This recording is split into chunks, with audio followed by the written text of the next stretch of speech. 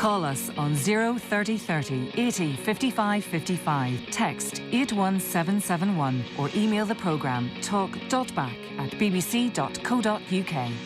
Let's move back to domestic politics. Keir Starmer warning that the UK risks becoming an island of strangers. Interesting expression that, isn't it? Especially given that the UK is more than one island. Has he forgotten that Northern Ireland exists? But there you are. An island of strangers. Yesterday, the Prime Minister laid out some of the toughest rules in recent times to crack down on different kinds of immigration. Some of those rules include, for example, making it harder to get British citizenship, a longer period of time to do so, tightening English language requirements. For example, migrants will now, according to this proposal, have to live in the UK for 10 years before being eligible for citizenship. They will have to commit to learning to speak the English language. Well, do you think that is a sensible strategy that might actually encourage greater integration? Or is the Starmer government now echoing the kind of rhetoric and policies many people associate with Reform UK? Let's take your thoughts on that. 030 30 80 55 55. Andrew Eborn is with us, broadcaster and international lawyer. Tura Aratura, the campaigner with Africa House NI, and John McTernan, who served as political secretary to Tony Blair in Downing Street. Good to have you all with us. John, what do you think is going on here with the Starmer government?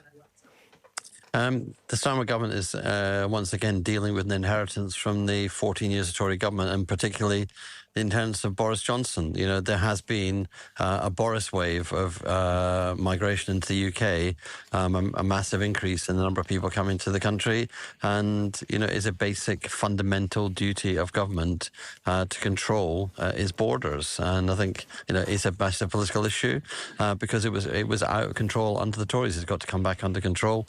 The Brexit proposition was take back control. And it turns out that take back chaos was what Boris actually offered. The Boris wave, that's now the technical term for this, Andrew. Well, I think it's actually rather than the Boris wave. I think it's a response to the turquoise tidal wave that we saw in the local elections. And his bold vision about settlement is a privilege that must be earned, not a right, and talking about an island of strangers. And we must never forget Northern Ireland or Ireland or anything else. But it's all about sound bites, isn't it? But undoubtedly, this is the hot issue of the moment around the world, immigration and how he's going to tackle it. And his policies make sense, don't they? I think you're talking about you've got to learn English, you've got to be able to speak that, because 1 in 5 people, English is a second language. And it's worked out that if you can speak English, you're going to be able to integrate much better into this society. So we do need to pull up the drawbridge. We do need to work out what makes sense for Britain to make Britain great again. And I think this is at least the start. It has been appalling record for all political parties so far, and I think having these sort of clearer steps is certainly a step, I would say, in the right direction. Tura, doesn't it seem to you like a sensible idea? If you're going to come and live in the UK, commit to learning English. If you're going to come to Ireland, learn Gaelic. If you're going to go to Wales, learn Welsh. If you're going to go to Scotland, learn Scots Gaelic. It's not all about England. And this is the thing, that little England only exists in the mind of English people. That time has gone. But UK immigration rules are not run by the devolved administrations. It's run by Westminster. And the way Westminster is responding to it at the minute is not inclusive. It is not inclusive. Welsh, for example, has the same legal right as English. For Keir Starmer to be suggesting that people must speak English, what if they go and live in Wales? It does not sound very reasonable in terms of what the rest of the world is doing. But isn't English the lingua franca? Isn't that the language of exchange in commerce, in education, in our daily lives? The most common language of exchange across the UK? It is, but when we start to look at migration based on speaking a language, we've lost the plot. And migration is not about simply speaking. Integration is not simply about speaking a language. It's about inclusivity. It's about acknowledging where we've come as a country, as a people, and acknowledging the legacy of history. You have a better chance of integrating if you can understand each other, right? Can't we accept that? There is that possibility, but speaking English hasn't really helped a lot of people integrate either. You can only integrate with people who want you to integrate. It's not everything. Yes, it's not everything, but it's something. It's important, isn't it? Language is very important, and actually acknowledging that we have more than one language and the British Isles is far more important so that people can integrate within Britain itself. John, how is Keir Starmer likely to deal with that argument, which some will undoubtedly present, indigenous, regional languages around the UK? I have to say, I think it's a farcical argument because the point of learning English is to learn a global language. It's the way we participate globally in trade, globally in trade and services and goods. It's the way in which we actually interact with so much of the world has English as its second language. And I think being in Britain, accessing public services, you're sure if you want to go and live in the Gaeltacht, you should probably learn to speak Scottish Gaelic. And if you want to go and live in North Wales, out on the Llyn Peninsula, you should probably learn to speak Welsh to be part of your community. But the most profound integration in this archipelago on which we live, because you can't miss out. Orkney, Shetland, the Western Isles, the island. Like the Isle of Man. There you go. So sometimes I think we should be called Iona, the islands of the North Atlantic. That'll bring us all together. You're a poet at heart, John, aren't you? But I think the best form of integration is in being able to access public services, and you should speak enough English to do that. I think the best form of integration is to be in the economy, and you should be looking at those, weighing all of those things together, see how you whether you're in the country, fully part in the country, and I do think it comes back to. Has there been uncontrolled immigration? That if the numbers of people in the Boris wave, and speaking English is going to control migration.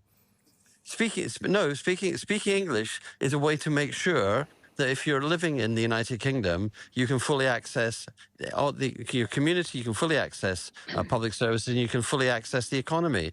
And I think migration should be in the interests of the UK economy. But I don't think that Keir Starmer. I know that Keir Starmer is not suggesting that speaking English is the silver bullet that's going to deal with any border control issues or immigration. Absolutely. He is making the link to integration. You have a better chance of getting a job, haven't you, in the UK if you speak English, don't you? That's absolutely right. And as I said beforehand, the research, although it's fairly obvious, and the Migration Observatory says that you're more likely to work if you are fluent. So it's actually a practical step for unity. It's about inclusion as a result of coming over to this country, this great sectored isle, and turning around and saying, okay, we can integrate. And you can integrate, and therefore you can contribute to the society. And that's what they're trying to look at. It's not just the silver bullet. It's one of the factors, and it seems to me a fairly obvious factor. It is quite strange that a country with a legacy of division and a legacy of colonialism plays the card that they are the masters of integration, when essentially England has not been able to integrate its communities in the last 50 years. In fact, it's been divisive in the way that it's approached global politics. Britain has got the strongest anti-racist legislation in the whole of Europe. Give that as a starter. And secondly, London is a global success because it is a properly integrated integrated city, and our country thrives at its best when it's at its most multicultural and multiracial. Is London, but in the end, is London a fully integrated city? Oh, London's a glorious... In my view, it is, yeah. You agree with that, Andrew? Well, I'll tell you what happened. I worked with London during the 2012 Olympics, and Boris then would get up and make his usual speech saying that we're probably the only city in the world that can greet everybody who's visiting this great city, with people from that particular community in their own language, their own cultures, and so on and so forth. It's a glorious multicultural society, and we should embrace that. What we now need to look at, however, is that immigration is causing a huge taxation on resources. It's causing a huge fragmentation of society, and it is the hot topic. And therefore, we need to turn around and say, OK, what can be done about it? Working out some of these things about students, working about making sure that we get proper education and training over here, and working out that people can speak English because they're better to get integrated, have got to be good starting points. Let me take a couple of calls. George is in Guildford. Hello, George. Hello, William. William, all this great Keir Starmer, I mean, what he said, he didn't say anything about the boats coming in. I mean, I was in the hospital a year ago in Craigavon Hospital, and I had girls, nurses from India, from the Philippines, from Zambia, and all them girls told me they had no trouble with English because they were coming from British dependencies and they had to learn English from they were young. And the hospitals, and I visit old people's homes, and them places can't do without them. But that's a different kettle of fish altogether to what's coming over in boats every day. Sure, they're nothing. They just come over. They're going to flood us out. He didn't say a word about stopping that. Well, he did, actually. John, why don't you tell us what he has said? So this was John. So this was a white paper about legal migration, not about refugees, asylum seekers. And the core challenge on refugees and asylum seekers is we need a system that's fast and firm but fair. So we need people processed faster, and we also need to accept that the criminal networks that organise people smuggling have been doing it for the last decade. So you have to actually break a very established criminal network. Right. So you have to do that through intelligence, infiltration, and enforcement. So you've just got a new bill that's gone through the House of Commons, is going to the House of Lords now with new powers to go after those people traffickers, and the government's also pointed out that they've got new cooperation for the first time with the French government, of course, at a cost of about £500 million in terms of the UK contribution, but cooperation from the French government. It seems hard to believe that the French government was refusing to stop boats when they were in the water. They would only stop people as they were approaching on the land to the water, but now they've agreed to intervene on the water as well. Brian's in Enniskillen. Hello, Brian. Hi, William. How are you? Welcome. Good. Right. Good. Right. Well, I just want to point out again, I think it's just been mentioned, this is a white paper and it does represent legal migration only. And I personally feel that anybody that's coming here legally the criteria should mean that they should have to speak English. And, for example, within the healthcare service, it's impossible to communicate if you don't. That's one example. I have just come from a business meeting with Latvians and Polish and Croatian people who are all speaking English to me. For example, that meeting couldn't have gone ahead if none of them could have spoke English, right? It's also, I think the guy that's representing a point which says, no, you shouldn't, or it's not necessary to speak English, he's got to realise, that is coming across as almost aggressive in a sense, and it's not going to help appease those that don't want. Tour is not an aggressive guy. Don't worry about that. He's not aggressive. No. The point of I know he just disagrees with you, but he's not being aggressive. Aggressive is the wrong way. Slightly patronising by saying, Welsh language, Scottish language, whatever. Look, the bottom line is, it's as simple as this. We speak English. Well, here. he is one of the few fully Irish-speaking Zimbabweans you'll ever meet, right? No, that's good, isn't it? Yeah. Well, look, don't hold that against him. Let's get back to being serious here. To get respect all round, which is what I require from those people legally coming here, I want the same respect from them as I will give them. Well, can I ask you, Brian, just before you go, because Keir Starmer's saying people should commit themselves to learning the English language as part of the process of coming in. I agree. It sounds like you want to do more, and actually you have to have English language speaking skills already before you enter. Is that your view? No, I'm content if the person's coming here, goodwill, to commit themselves, so long as they join a course and learn English. Fair because I just end by saying this. Look, to say it to the guy, and I used the wrong description earlier. Look, I have healthcare customers in my business, right? They are telling me day in, day out they have verbal communication problems with people with the migration policies that's there, right? They need the staff within healthcare to be able to communicate fast and sharply in English. It's not for their benefit, it's to possibly save somebody's life. Right. And John, I think we already have a test of English requirement, don't we, for healthcare workers. So this is a wider proposal by the Prime Minister. Yeah, and look, in the end, it comes to the core, which is, do we want people to come and benefit our economy? Yes. And to benefit themselves? Yes. And what's the way to fully benefit yourself and your family and to fully benefit the economy is to speak English. I do think we need the structures in place so that if somebody comes, they're supported to learning this second language, and they're given that's given support through. There's no talk of funding education yet around that. Well, no, there isn't. And looking, a lot of this funding in the end is going to be self-funding in the sense that the charges for visas are going to rise.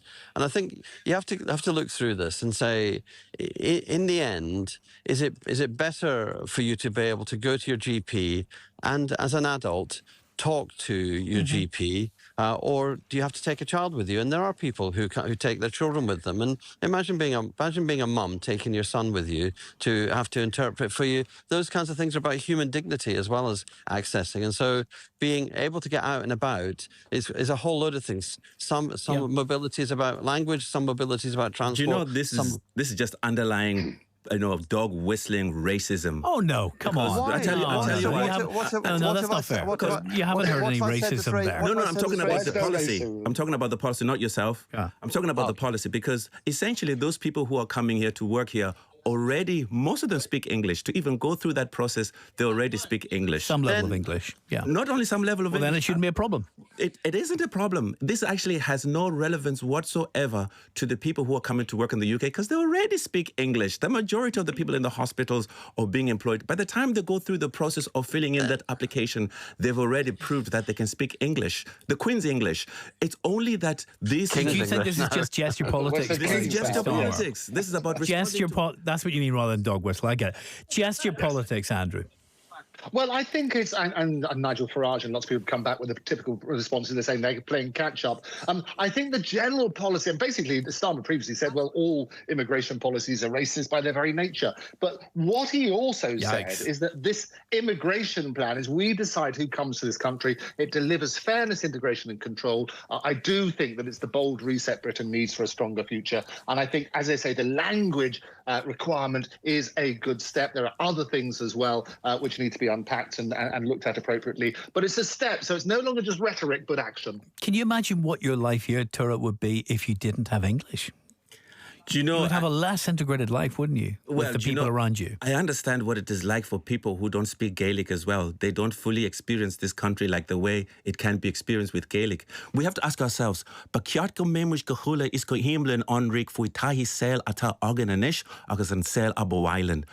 type of a life do we want in the future? Thank you very much. That is Tura from Africa House NI. Thank you also to John McTernan, former political secretary to Tony Blair, and the broadcaster and international lawyer Andrew Eborn. William Crawley with Talkback on BBC Radio Ulster.